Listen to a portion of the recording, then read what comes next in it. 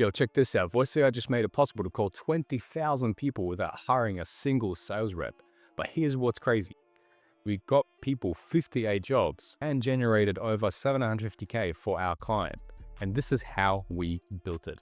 So if you don't know who I am, my name's Henryk. Me and my business partner, we run the biggest educational voice AI community in the world right now. I'm just going to jump into my Canva board. I will go over one of the top 3 best-selling offers that we have used in our voice AI agency.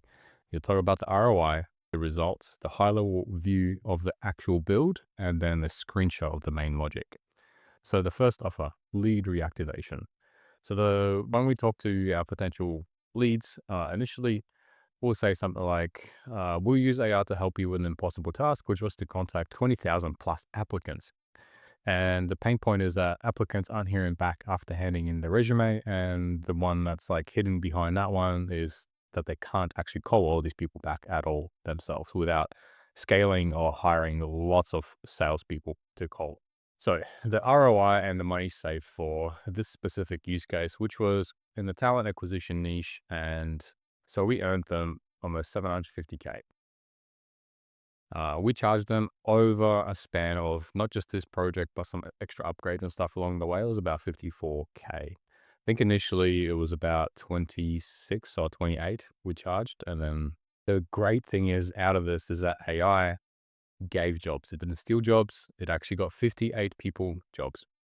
And the results was that it took us about, I have like 40 days in here, but honestly, you could literally do this in like 14 days max with no issues. Just gotta, so we were trialing, we were starting out a bit slower at the moment at the start. So our first campaign, we did like 100, 200, 300, 400 leads. And then we did, we cranked it up a little bit, let the numbers warm up slightly. And then we cranked them up to like 2,000, sometimes 5,000 a day. For a human to do all this stuff, it would have taken almost 2 years or 500 days to do this. And mind you, they would have had to sit there 8 hours a day, nonstop, weekends, Christmas, Easter, or whatever.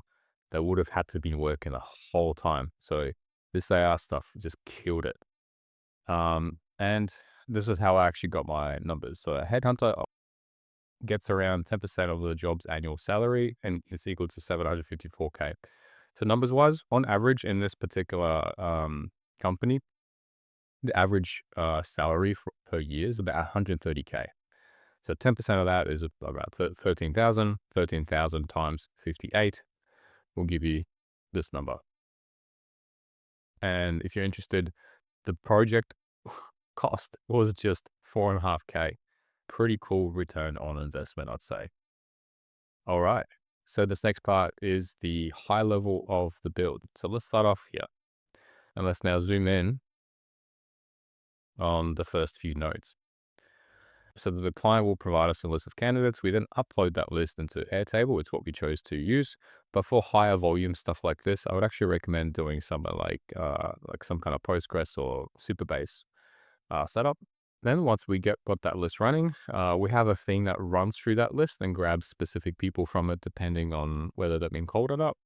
And in here, we also control, and we call them, we start from 9 a.m. to 7 p.m. in their time zone. And we also do some like number checking, filtering, and some concurrency controls in here as well. And then it runs every so often. In our case, we actually did our first call, and then we waited 7 minutes for the next call, and I capped my Vapi agent to be a max duration at 5 minutes. Actually 5.5, I think it was.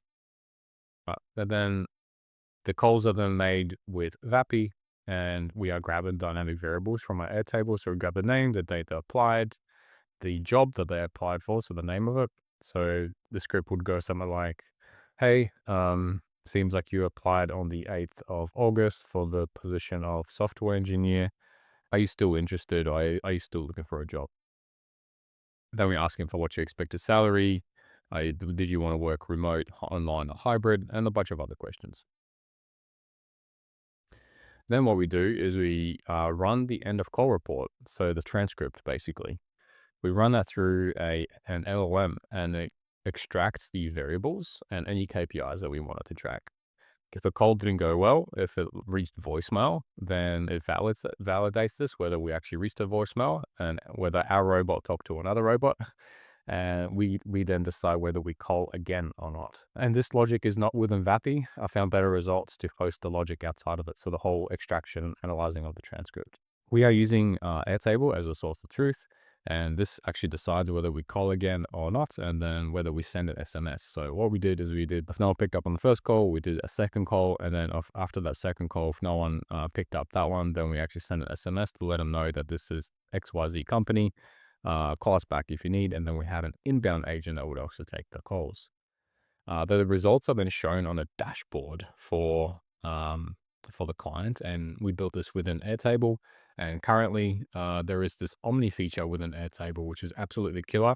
You just type in natural language what you want to have built from your Airtable, and it will just build it for you. So if everything goes well with the job matching process, then the candidate will get a job. And yeah, that's the high level overview of the build. If I were to show you guys everything about this build, it would probably be like a 15 to 25-hour video. We will be covering this in our elite program though. So if you guys are keen to join and learn on how to build these types of systems and sell them for this much, you're welcome to, first of all, join our free school community. Check us out there. The idea of this section and the idea of this one is there's probably like 9 different scenarios that I have. This is just one of them. This one is pretty much just to help me analyze the end of call reports. Nothing else really. So I have some fallbacks, and all these red ones are the SMS nodes. So it checks whether we have the second call and didn't pick up, then they get SMS, for example. That's pretty much all this scenario does, is looks through the transcripts and decides whether we SMS them or we updates them in Airtable as like using relational data. So you might be thinking, why did I use make.com? And well, we built this back in like March last year, and make.com was the shit back then, and it was probably the best program to use, and it was very still not popular then.